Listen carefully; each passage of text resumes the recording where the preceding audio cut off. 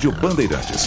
Aqui você se informa. O Conselho de Ética da Câmara dos Deputados vai se reunir hoje a partir das 2h30 da tarde para instaurar procedimentos disciplinares relacionados ao deputado Daniel Silveira, do PSL, e também da deputada Flor de Lis, né, que também é deputada pelo Rio de Janeiro, mas pelo PSD.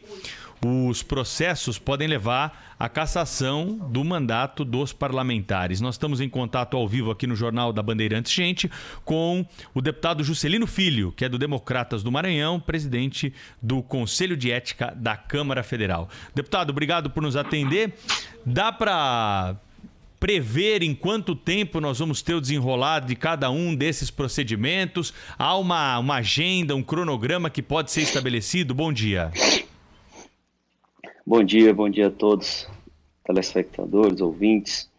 Então, nós iremos hoje estar retomando, os trabalhos lá do Conselho de Ética da Câmara, com esses dois casos que chegaram recentemente, no caso do deputado Daniel Silveira, que chegou na última semana, e o da deputada Flor de Lis, que chegou na última sexta-feira ao Conselho de Ética, para estar fazendo a instauração dos dois processos.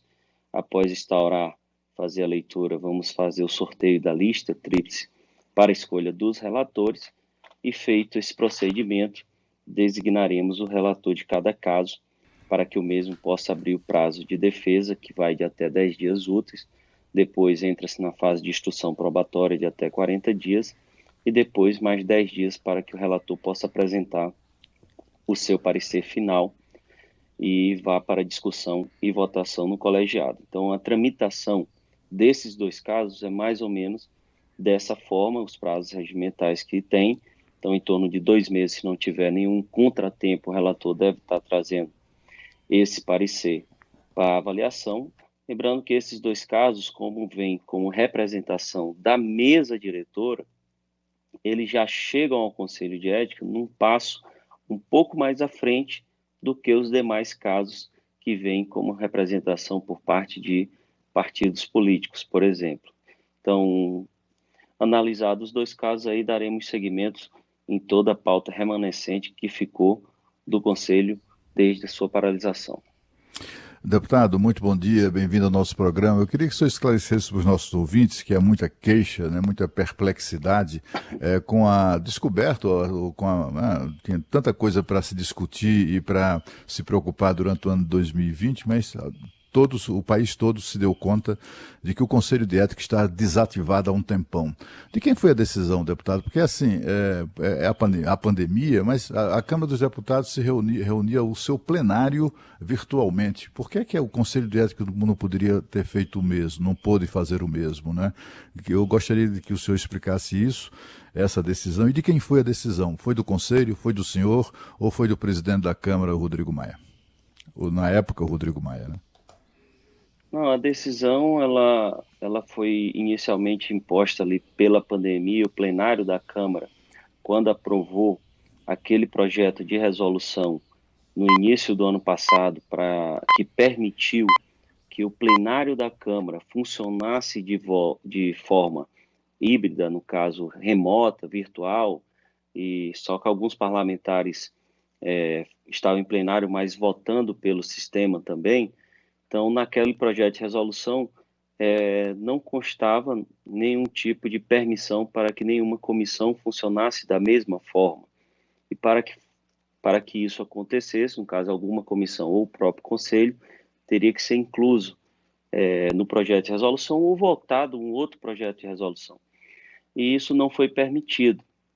No mês de junho, inclusive, cheguei até a acionar formalmente por ofício a mesa diretora da casa, pedindo e solicitando à mesa que permitisse esse funcionamento do Conselho de Ética, por se tratar de um colegiado com membros eleitos, que não necessitaria, no caso, como as comissões, de indicações partidárias para que ele voltasse a funcionar, de eleição de novos presidentes.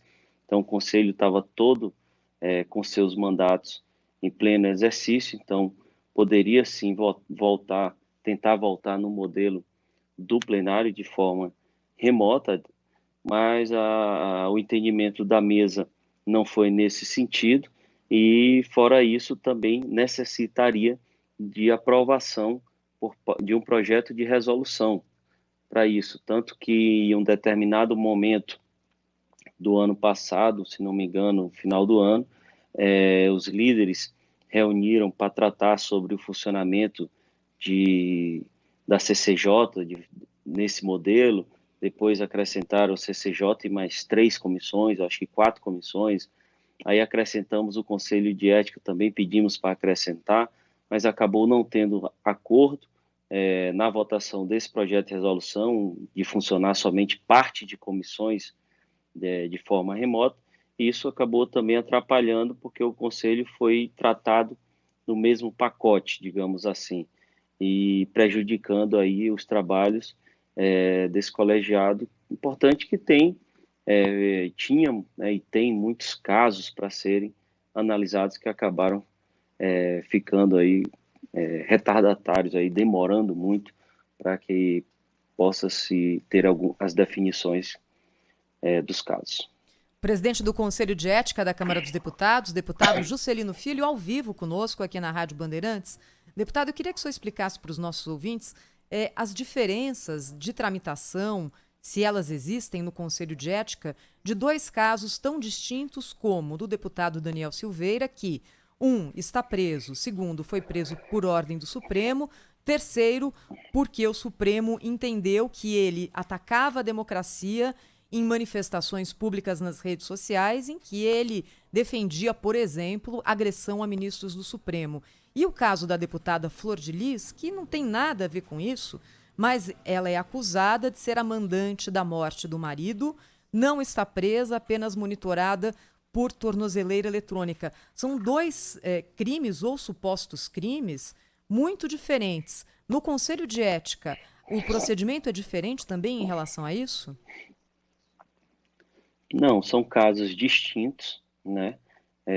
Cada um com seu fato, com sua acusação, sua representação, no caso, mas no Conselho de Ética ambos tramitam, né, conforme o nosso regimento e o nosso Código de Ética. Então, a forma de tramitação dos casos ela é a mesma, com todos os prazos, todos os direitos à defesa, com toda a fase de instrução probatória, de arrolação de testemunhas e prazos para que o relator também possa estar apresentando o relatório para a discussão dos conselheiros e depois para a votação. Então, não difere o rito e o procedimento interno por conta do fato da representação, não.